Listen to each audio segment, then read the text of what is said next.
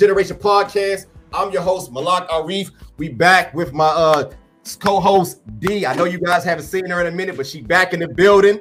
Hey, y'all. Back in the building. But this brother that you see here in the middle, I'm talking about one of the funniest guys that ever came out of this city.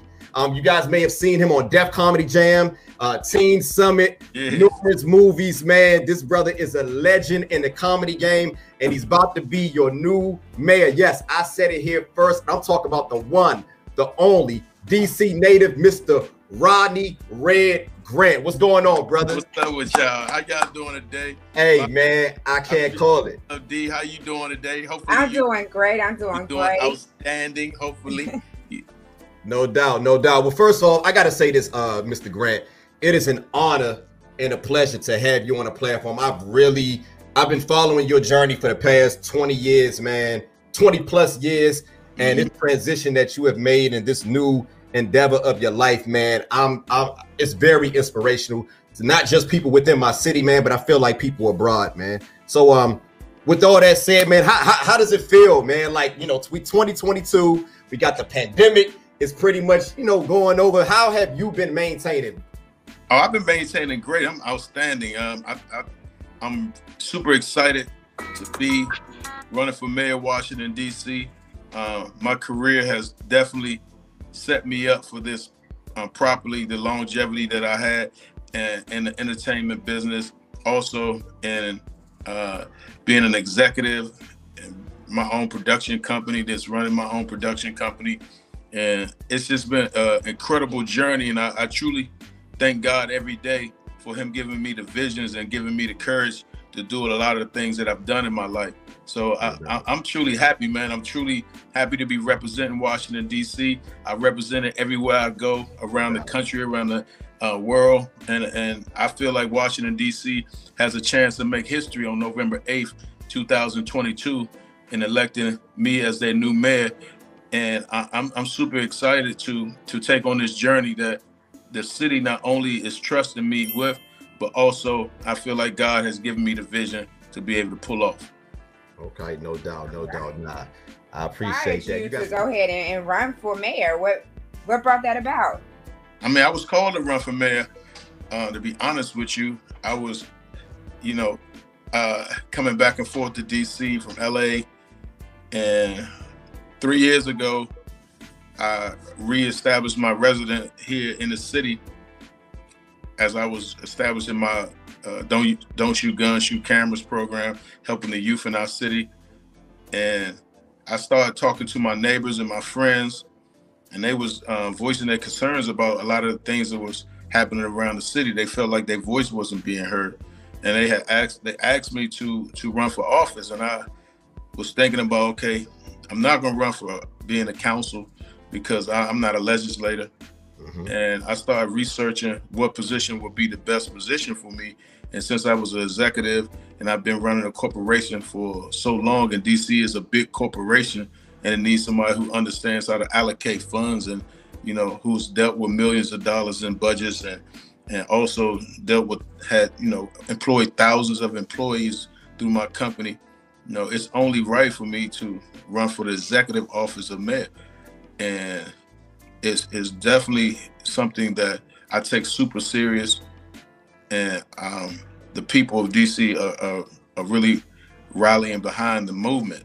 It's so many people that want change in this city and that's not getting change. And I feel like they need a leader that's not a politician, but a humanitarian, somebody that understands how the human side of this whole journey, and that person would be me. No doubt. Well, look, hey, Mr. Grant, I want to start from the beginning, man. I know, a lot of times you have interviews, man, and you want to, guys want to ask you about a question about what you currently got going on. But me being a fan of you, man, I want to go back to the beginning. I want to lead up to what you got going on, and then I promise I'm not going to keep you here too long, but from what I know of, they always say that. That's all.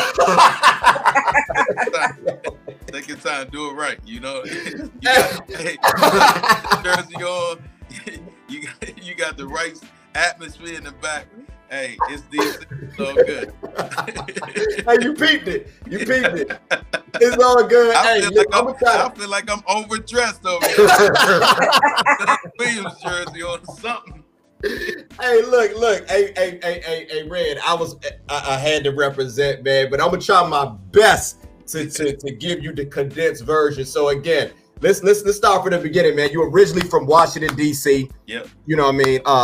Born in Northwest, but you grew up in Southeast Washington, D.C. So just talk about that a little bit. I was born in D.C. General, actually. Okay. I was born in D.C. General. Then we moved uptown. Well, we didn't move. They took, my moms and my pops was already living uptown with my sister. Got you. She was a year old at the time. And so we lived in Northwest, in Tyler House, near, next to Surgeon Quarters.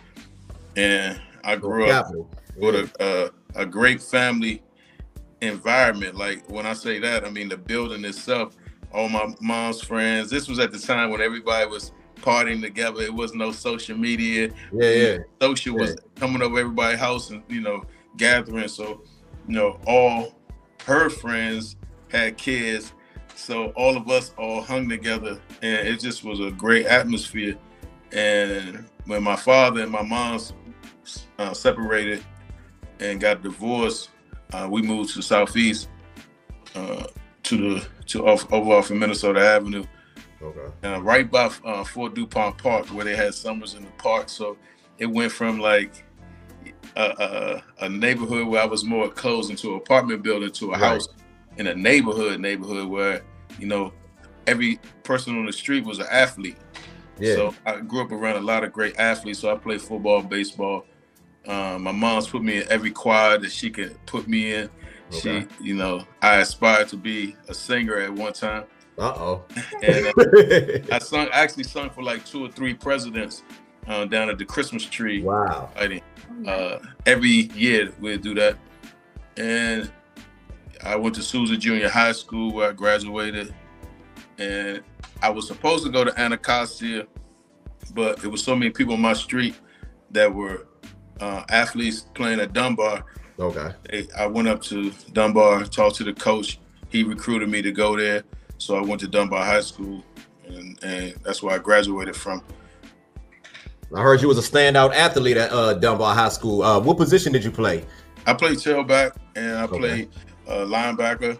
Okay. So, and it's crazy that I look back at. I was like, damn, he was a little linebacker, but I had so much heart. I didn't know I was a little linebacker at the time. Right. You had all the heart though. That's okay. And I had heck of heart, a lot of it. Yes. So that was a great experience, because I played football and I played baseball at Dunbar, and those were some good times for me. And I went on to get recruited to play at Savannah State University, where I played with the great Shannon Sharp. Well, he was a senior when I got there, but it was still good to play that one season with him. And just to see greatness on the field, I was just like, it felt like God kept putting me around so many great people.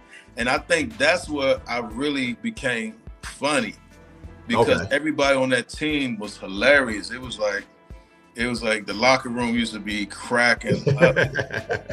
And everybody on that team, if you know Shannon Sharp now, how he is, that personality, that's how he was in the locker room, but even on 10. Right. The TV version. Oh yeah. The real version. No doubt. That was a good time. And then when I came home, I had a kid when I right out of high school. So I came back home and went to UDC. And when I was going to UDC, I started working for Department of Recreation. Coaching at Department of Recreation. I was coaching all the kids, football, baseball, track, swimming, archery, anything that they had at the school, at the rec over on Ridge Road. I started working at East Capitol. And my fraternity brothers, I played Kappa Alpha Psi when I was at Savannah State. Shout out to all the Noops. And they was like, Red, man, you got a good time in it, man. You should try to get on Def Comedy Jam. And I was like, You know, I was a little hard headed. I was like, man, Tommy on some and I started telling jokes at Mr. Henry's in Adams Morgan, and it like 6 months after I started telling jokes, found me, sent me to New Jersey, Russell Simmons and his partner, and the rest is history. I got on Def Comedy Jam. That's when you used to have the afro. Was this before that? Like this around that time? No, actually, when I first started, I had short hair. I started my afro like later, like when I started doing comedy and all that. I started throwing my hair out like super hard, but you know, it was a good time, man. That was you never knew what Red Grant was gonna get at that time, because I was definitely like a different type of young man at that time. But you know, youth is a mug. You know, youth will take you to a lot of different places. Now, speaking of the youth, you know, I heard that you was you know, like myself, who was born and raised here in Washington D.C. You also you know, you registered or enrolled in the, you know, the Marion Barry Summer Youth Program. Yep. So talk about that a little bit, and talk about, you know, what Marion Barry meant to you, and what do you think he, you know, as far as like, you know, how much he meant for the, you know, to the people of the city, because a lot of people, I don't think they're familiar to Marion Barry and his story in regard to, you know, Washington D.C. Well, you know, Marion Barry was a man of the people. He saw early that if you give young kids an opportunity, then they will be able to flourish in life. Okay. And I think so many people who got an opportunity to be living in that time when he was giving summer jobs to the youth and allowed everybody who wanted a job to have a job. Right. It built work ethic within us. So early in your life, we were already learning how to have work ethic. And I think that's super important, that the youth understand work ethic. Like, nothing's gonna come easy. You gotta get on the bus in the morning. You gotta go uptown. You know, they had good jobs too. You might work at a doctor's office. You don't know where you might be working. It was like, you know, you might be working at a school, or you might be working, you know, at Blue Plains, or I mean, it was real jobs that they had. And it gave me an opportunity to also understand about equity early in my life, you know, financial literacy, to be able to have your own money, buy your own clothes, and support your family. Because my mom's might take one of them checks and pay a light bill. Right. And I think that's what we have to bring back, that type of programming, and to revamp his legacy. And that's one of the first things I'm going to do, is make sure his legacy, especially when it comes to summer youth programming and programs itself that were in the schools and in the neighborhoods, and also vocational programming that was in the schools and in the neighborhoods. Yeah. And I think that's very important for us to have, like those after school programs, something that the kids, and take care of our seniors, you know, that he was real big on making sure our seniors was good. And that's a good thing. And he took care of the homeless too. That's one thing a lot of people don't know about Marion Barry. He gave homeless people opportunities not to be homeless. Right. You know, job training and everything. So these are some important things that we have to bring back to our city if we want our city to flourish again. I ask this, Red, you know, like you mentioned, like, you know, how Marion Barry used to, you know, take care of the homeless.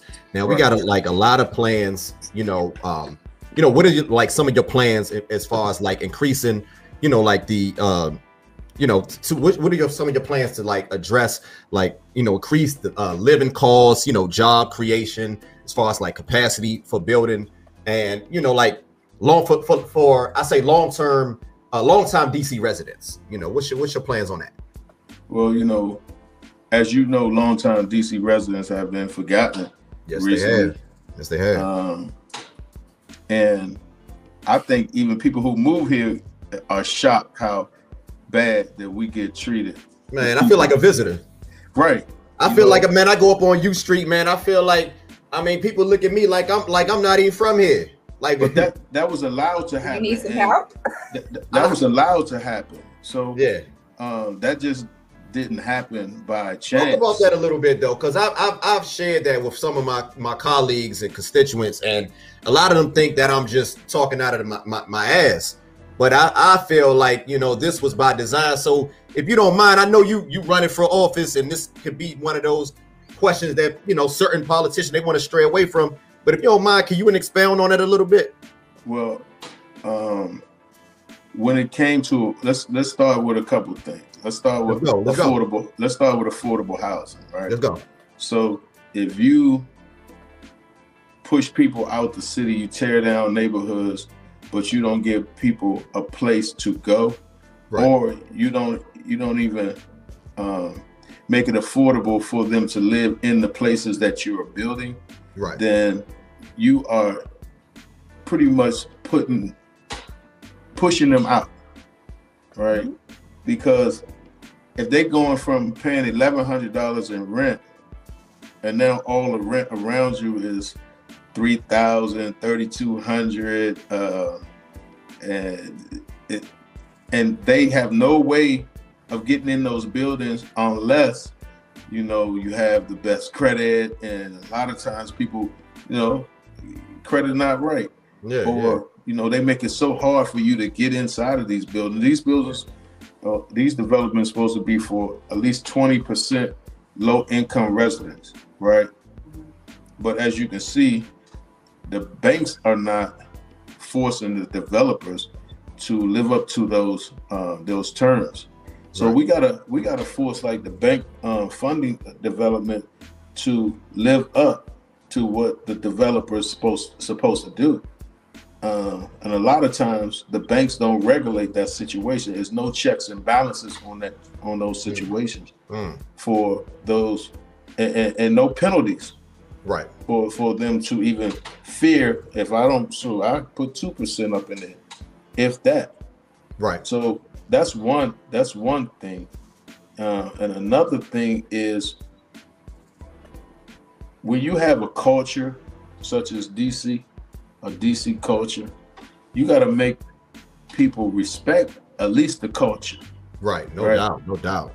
Talk about that. You know, DC has been certain. It's like almost going to New Orleans and say, you know, man, Mardi Gras by now never come around here anymore. Right. Mm-hmm. Yeah.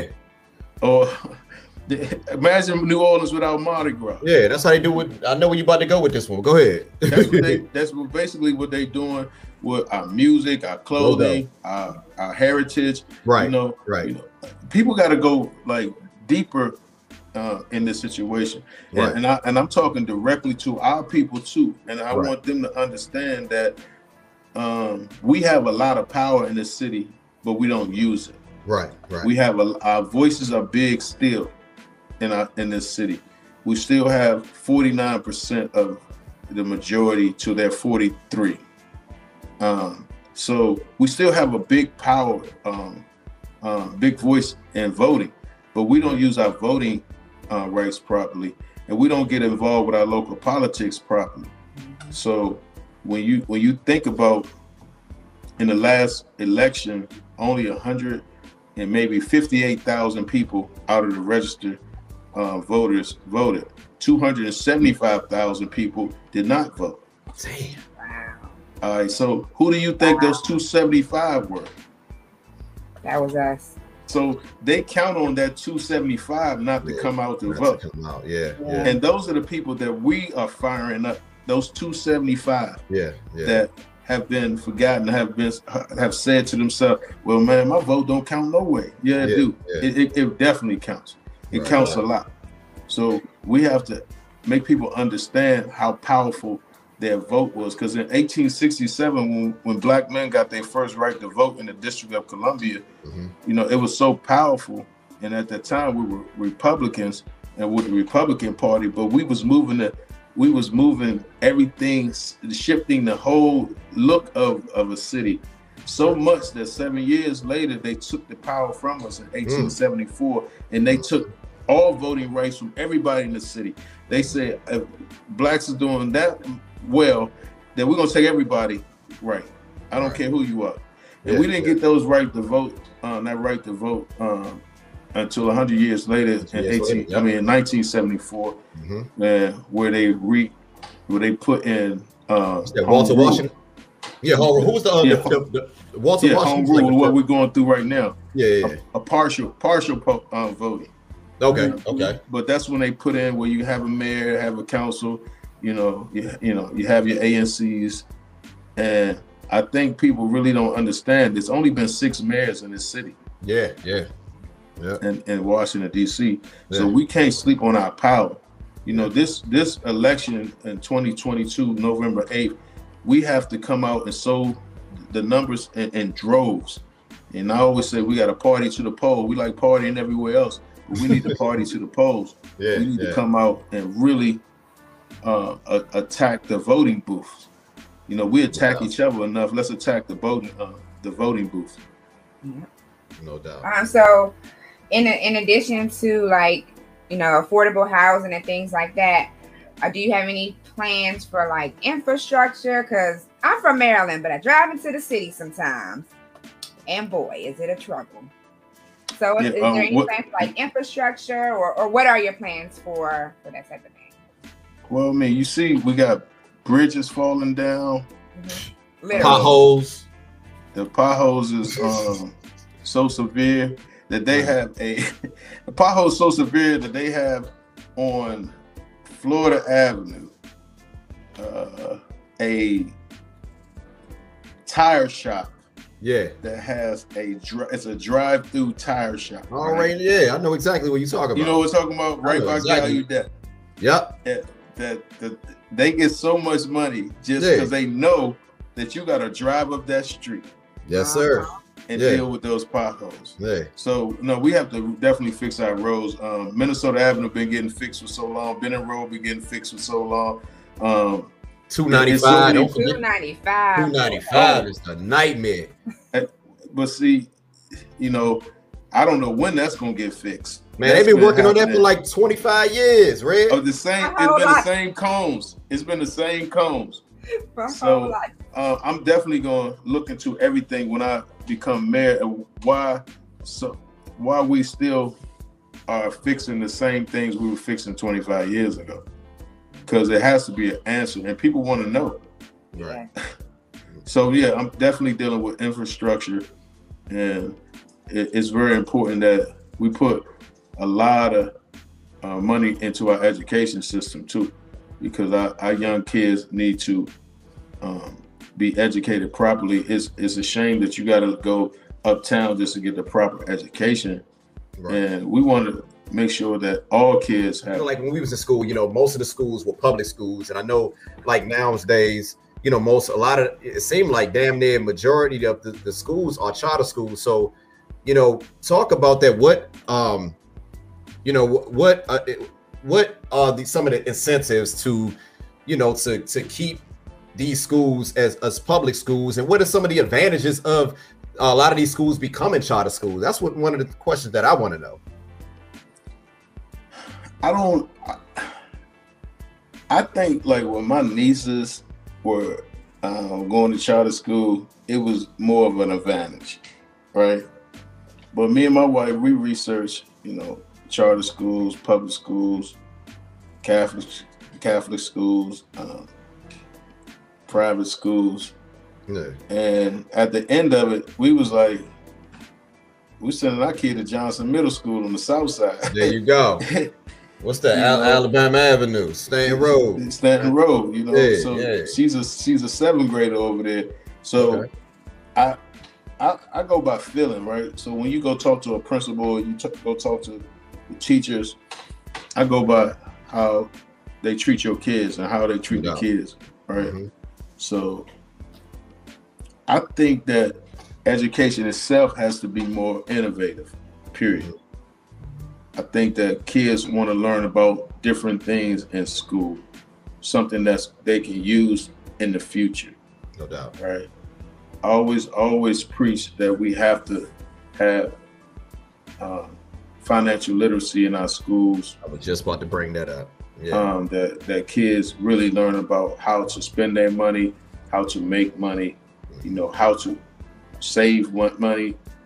And these things are real things, how to keep your credit right and what is credit. So when they go into these next parts of their life, you know, they understand that. And we have to have more, you know, arts. We got to put arts back in the schools. You know, we had some of the finest bands. Oh yeah, some of the finest choirs. I mean, all that stuff was fire. And you got to put that in the schools because whether you know it or not, that help the young people be creative. That helped me be creative. And I think when you take the creativity out of the schools, no matter if it's a charter school, public school, Catholic school, private school, it takes the spirit away from what our young kids, who they are. You got to go to these schools and really see the energy that they have, right? You got to embody that energy and bottle it up and use it to the city's advantage. Right. These kids are amazing when you go talk to them, you know. But they're what's not the vibe like? Because I see you out here. You know, I follow you on IG. What's the you know the response that you're getting from the people? How you know, what is that like? I mean, the response is incredible, and I'm super humbled about the response because I'm glad that God gave me the opportunity to show who I can be, right? I think it's very important to be a leader, and I remember when I was a follower. So I tell people all the time, don't think I always was a leader. Yeah, I was a follower at one time. So that's how I understand how to talk to people who follow and how to try to make them leaders. No doubt. Because we all one step away from being the best leaders that we can be. But they just want every transition. What helped you learn how to become a leader? What helped you get over that? I think the mistakes I made. I think if people say that they didn't make no mistakes, then they have failed the first test of leadership. Right. So I think the mistakes that I've made in my life that have made me understand how to be a better leader. I think reading more and becoming more educating myself more. I always preach to people, even if you don't actually read the book, let the book talk to you. So many audio books out here, but you can get so much from it. You know, I try to live my lessons off of that, the 4 Agreements. And if you haven't read, it's a great book to read, and it teaches you about the 4 agreements that we should all live by or learn to live by. One is keeping your words impeccable. One is don't take things personal. One is never assume anything. And the 4th is always do your best. No doubt. So I think just educating myself more and getting more culture. That's why, the program that I've started, with the youth, like don't shoot guns, shoot cameras. I feel teach them that SEL or that social emotional learning that we all need to be able to check our emotions and, our social environment. And once you start understanding your environment, you start growing. And, I think that's very important to teach young men and young women how to grow. Okay. Now, like I said, we from the city, and we know how things used to be back in the day. Things have definitely changed, but what I've noticed, there's still a lot of crime in a lot of areas here in Washington D.C. So, what are some of your plans to combat that, and what are some of your plans as far as criminal justice reform and helping these felons to adjust and transition back into civilian life? Well, first thing we got to do is make sure that we treat our returning citizens fair. Like, that's first and foremost. You paid your dues, you come back home, right, and you just want to get to work.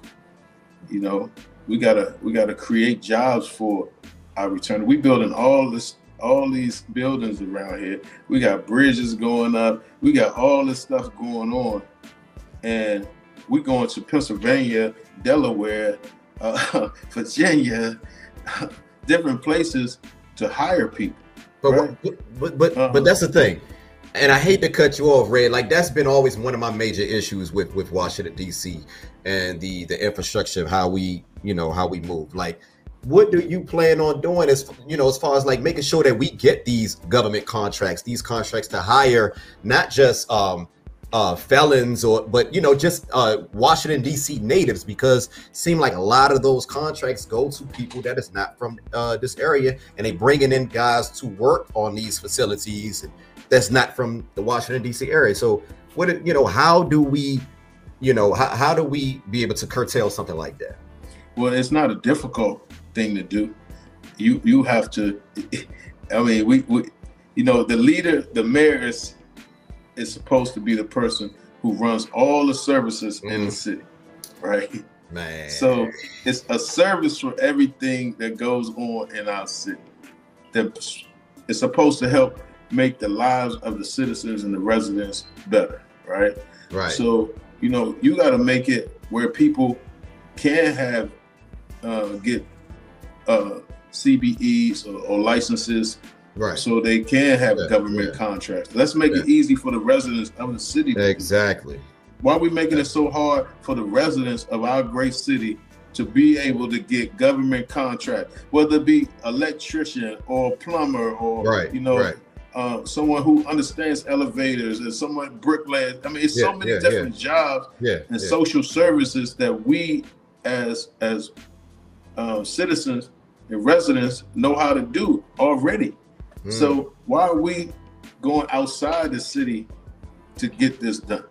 Right. I think that's important that we raise the minimum wage. Definitely.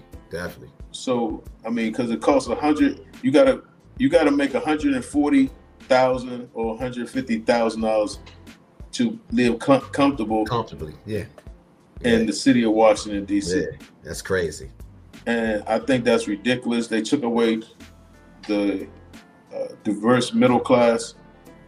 The middle class was what ran this city. The middle class is what kept this city going. That's a fact. Now you got people who do well and people who don't do well. You take away that middle class. You take away the bridge to the spirit of our city. Right. It's like the haves and have-nots. Yeah. And we gotta give everybody a chance to have. And it's not hard to do. It's not hard to do. It's really about a person in leadership that cares that it's going to get done, and not just be a yes person to the people who are just in your ear. You got to have a backbone when you become a mayor of Washington, D.C. You can't just, everybody who comes to you and say, no, we're going to do it this way. Nah, hold up. Right. We got to take care of the people and the citizens of our city. And this ain't just color. This is everybody. Right. It's everybody's complaining about this same thing. It's just that African Americans always get the short end of the stick. It's an 81 to 3 difference in income in Washington, D.C. So that means somebody of another color is making 83 times more than you. Yeah, that's crazy. I mean, I ain't say 10 times. 83. 83. That's crazy. We got I feel like we got an $18.5 billion budget, right? Not 18.5 million, $18.5 billion budget. And we are not allocating the funds properly and building equity within all our communities. People selling buildings giving buildings away for $1. For $1, yeah.